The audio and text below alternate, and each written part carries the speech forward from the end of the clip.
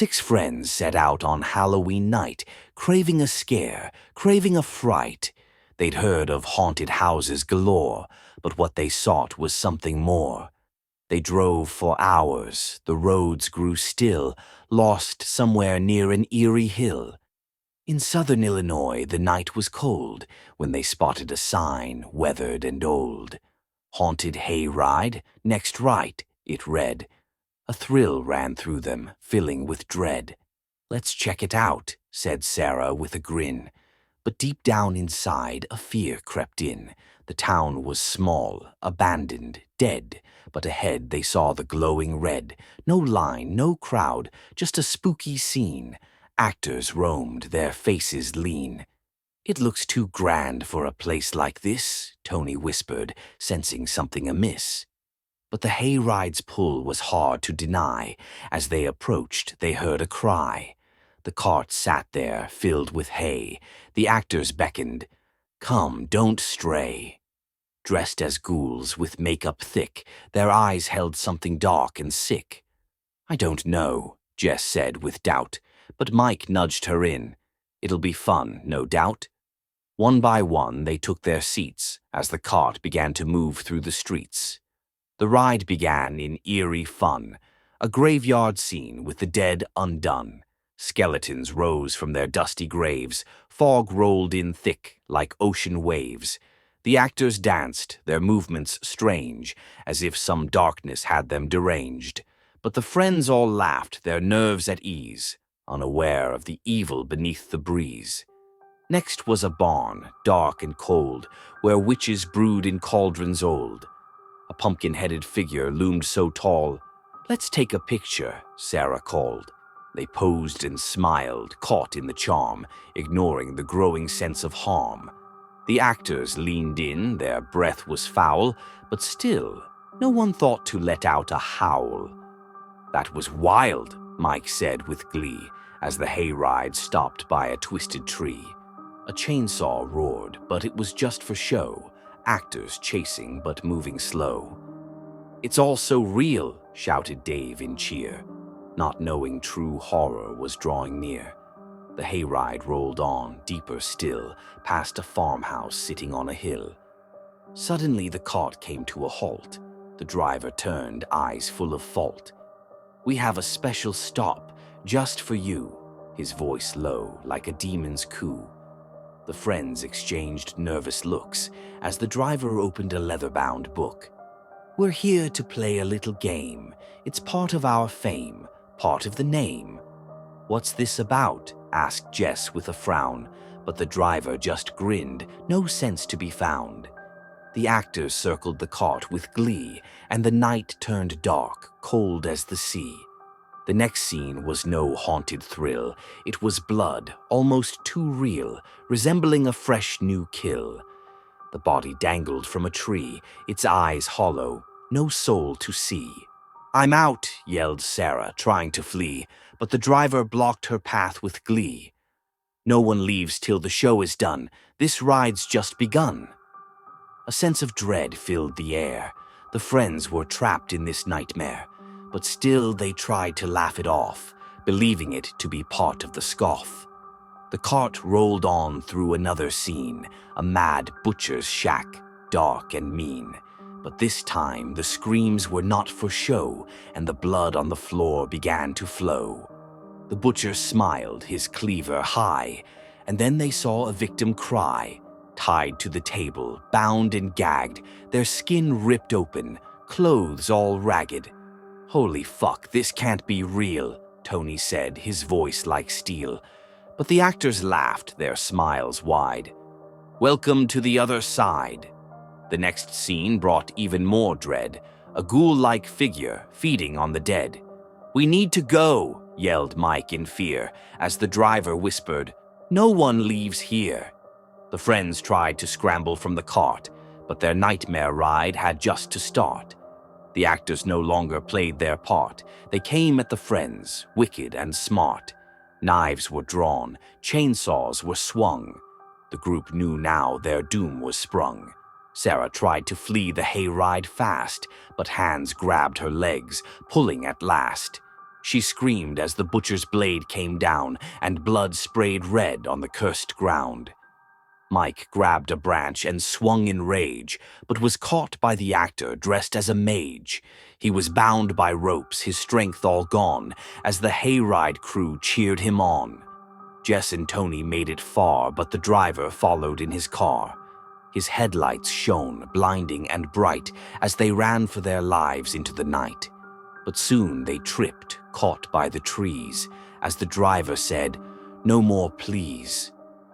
One by one, the friends met their end, by actors who had no longer played pretend. The friends were gone, their screams now past, but their torment was far from the last. For in the ride, where blood was spilled, new actors came to fit the bill. Their bodies, twisted, posed just right, were added to the scenes of fright. Sarah, now the butcher's prize, lay on his table, wide dead eyes. Mike was hung in the twisted tree, his lifeless form swaying eerily. Jess's body, torn and bound, became the witch's cursed ground, each of them placed with grim design to make the next ride's horror align. No one could tell the actors from dead, for their cold, pale faces were painted red. So when the next group came for a scare, they'd see the friends forever there. Gruesome scenes with a lifelike hue, their screams unheard, their nightmare true. The hayride rolled on, its evil deep, with each fresh kill, new horrors to keep. The friends, now part of the twisted show, await the next group, who will never know.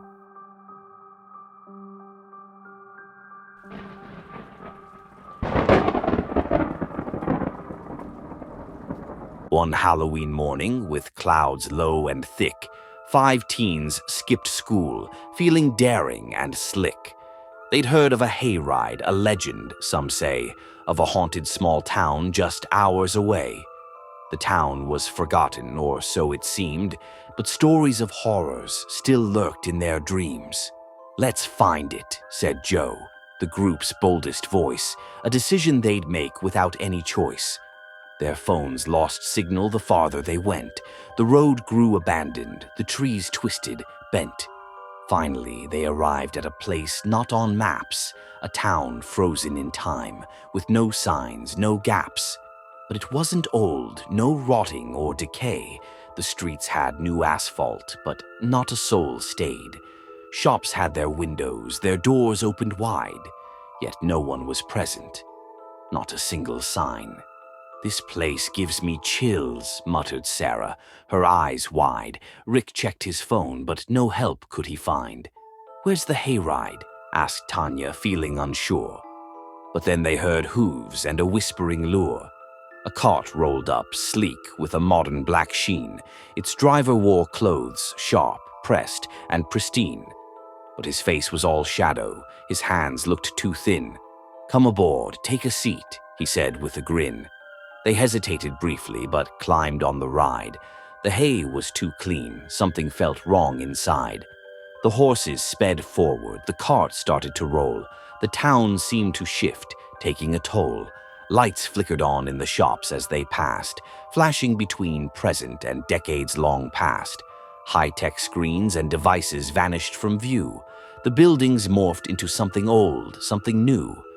"Let me tell you a story," the driver began, as the town came to life in a twisted new plan. "These streets were alive not so long ago, with people like you who had nowhere to go. But the town had a secret, a curse, a disease that crawled through the hearts of the people with ease. They wanted perfection, control, and their pride, so they struck up a deal to never divide." As they rode through the square, the scene turned grotesque. A man in a suit spoke words dark and complex. With each syllable uttered, his audience grew, their bodies contorted, their faces askew. Screens on the walls showed tech never seen, holograms twisted into something obscene. The townsfolk, now smiling, had eyes made of light, glowing like embers in the dead of the night. "These people you see were once just like you," the driver continued, his voice cold and true. They sought after progress, they sought after gain, but their thirst for power brought nothing but pain.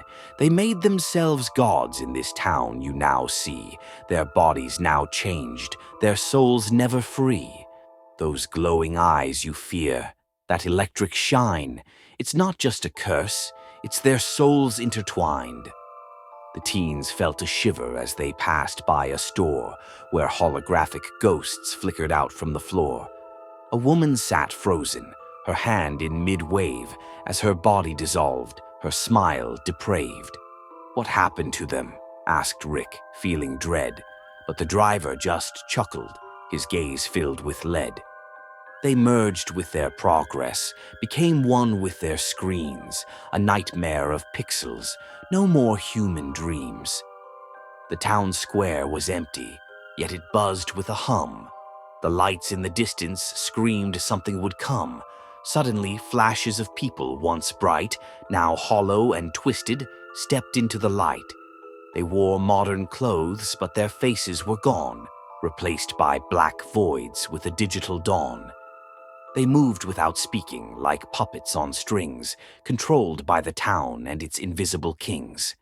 "Let us off," shouted Sarah, her hands gripping tight, but the driver leaned closer, his smile stretched in spite. "The hayride's not over. You're part of the game. You'll soon understand. There's no leaving the same." They tried to jump down, but the ground wasn't there, just more of the town, twisted, beyond repair. Screens flickered on with distorted old clips of people in horror, their lives torn to strips. The teens looked around, but the driver just sneered. The town took them in. They all disappeared. "You'll meet them real soon, the ones left behind.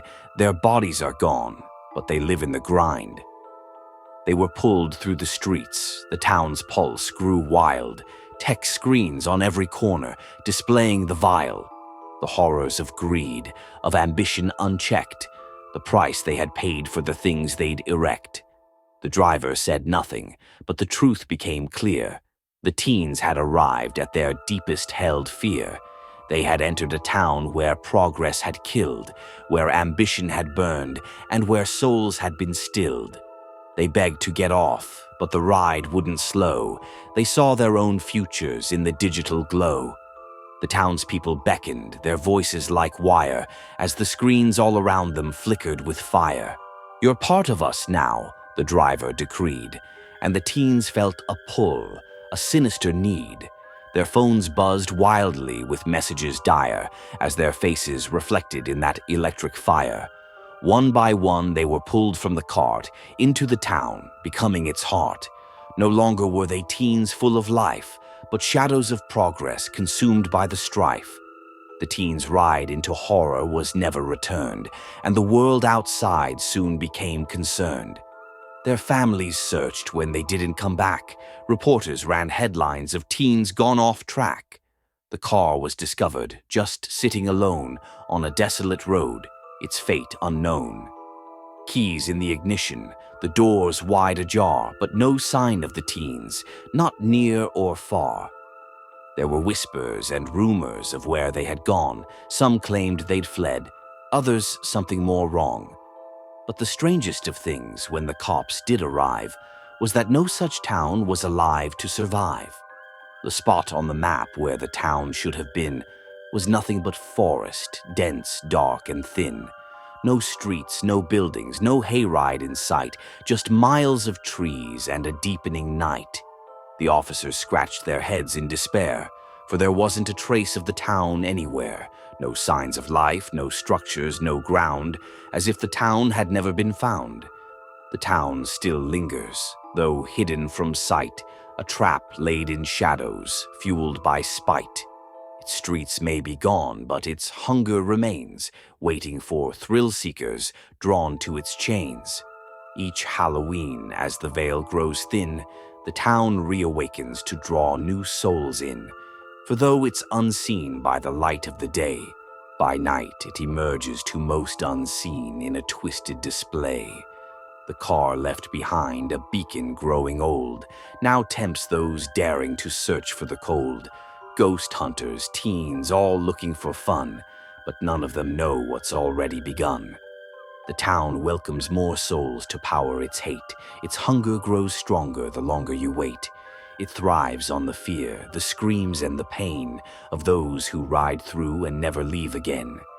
And each year, new faces appear in the dark, drawn to the legend, unaware of the mark. They step onto the hayride, their fates sealed and tight, as the town rises up to claim them in the night.